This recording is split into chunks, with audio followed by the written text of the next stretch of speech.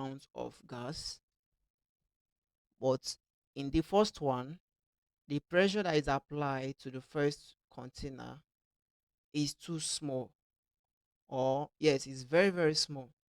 So because of that, the volume of gas in this very container increases. So let's say that the volume of gas in first container increase because there is a decrease in pressure P. Okay. So the second one, remember that gas can be compressed. So the second one, because of the increase in pressure, the volume of this gas decreases.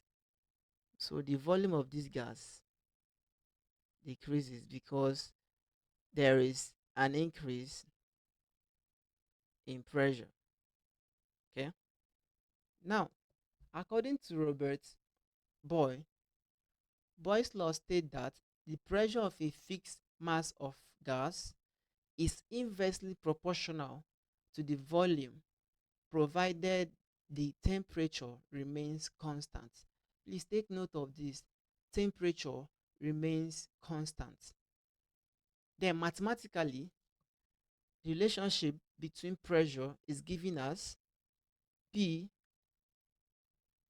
is inversely proportional to volume. Okay. So when we say inversely proportional, talking about, let's take an example that you stand up and I'm sitting down, we are inversely to each other.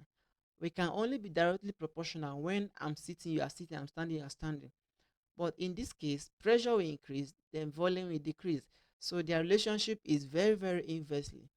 So removing this inverse sign, so we introduce our constant. Our P is equals to K over V.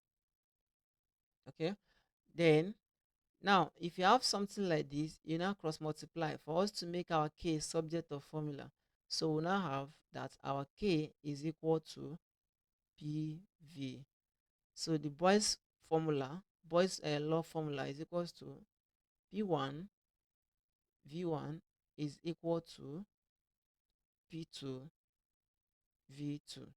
So Boyle's law talks about the relationship between the pressure and the volume, provided the temperature remains constant. All right, let's look at the graphical representation of Boyle's law. So on this axis, we have the pressure, and here we have the volume. As the pressure decreases, the volume of this gas increases. As the pressure decreases, the volume increases. Okay, so this is the graphical representation of Boyle's law. So let's take few examples now. All right, a gas occupies a volume of 200 centimeter cube at a pressure of 100 kPa. What will its volume be if the pressure increases to 250 kPa? Okay, using the formula, we have our formula already. P1 V1 equal to P2 and V2. So where is our P1? Our P1 is the first pressure given. P1 is equal to 100 kPa, and then our V1, the first volume that is given is our V1. Our V1 here is 200 centimeter cube. So our P2, the second pressure that is given is 250 kPa. 250 kPa. Then our V2 is what we are looking for, because they say what will its volume be if the pressure increases. So our V2 are looking for, our V2 is not given. Now you need to know that one thing you need to know in gas law problems is that the unit must be the same. Just like here we have kilopascal, and the second one is kilopascal. So if the volume, if the unit of pressure is not the same, please convert it to be the same before you can solve gas problem. Okay. The same thing is applicable to volume too. Sometimes you see volume in liter, sometimes you see it in a millimeter or something like that. So make sure you can always convert it to the same unit before you start solving. All right, so in this case, our unit in pressure is the same, so we can now go ahead. So 100 times our V1, which is 200, is equal to our P2 is 250 times our V2, which is not given. All right, so 200 times 100 will give us 20,000. 20,000. So 250 times V2 will give us 250 V2. So for us to make V2 subject of formula, we divide the coefficient here. So the coefficient of V2 is 250, and this divided by 250. So we now say therefore our V2, this cancel this. So 20,000 divided by 250. So now have this zero cancel zero. Okay. So we now have 2,000 here divided by 25. 2,000 divided by 25. So we have our V2 is equal to 80 centimeter cube. So have you seen solving question in Boyle's law is very, very easy. It's very easy. Now number 2, a gas has a volume of 500 centimeter cube at a pressure of this and this. What is the volume once again? All right, so you can play around with this, so don't mind me, play around with it. P₁V₁ is equal to P₂V₂. So our P1 is equal to the first pressure. Always the first one is our P1, 100 kPa, and then our V1 is equal to 500 centimeter cube. So our P2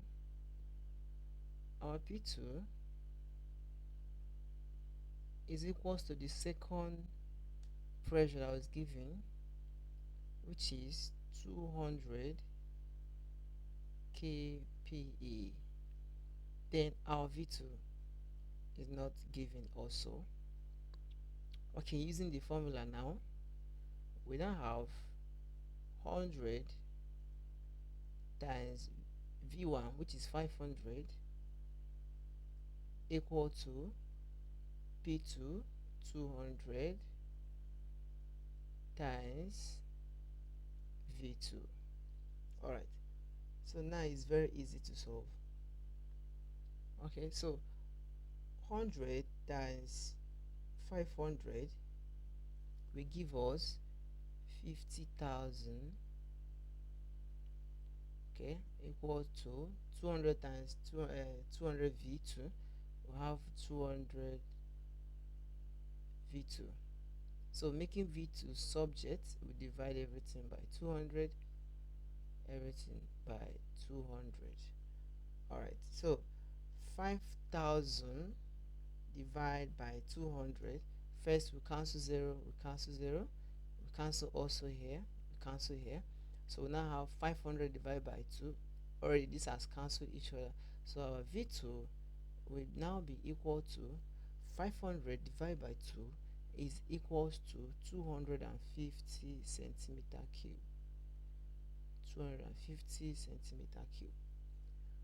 Alright, so just you can also look from the equation. The first one, the P1, we had a decrease in pressure. Because of the decrease in pressure, the volume increased, and also the P2, the pressure decreased and the volume increased.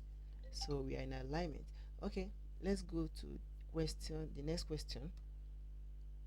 A gas is compressed from 800 centimeter to 200 centimeter. Okay, using our formula, also have our P1 V1 equal to P2 and V2. So our P1 as usual is P1 is equal to 50 kPa. Okay, our V1 is equal to the first volume, which is 800 centimeter cube, and then this time around our P2 is not given to us, so then our V2, the second volume of course, which is 200 centimeter cube. Okay, all right, so let's now plug our formula. We have our 50 times our V1, which is 800, equal to P2 times 200. So when we have 50 times 800, this will give us 40,000 equal to 200 P2.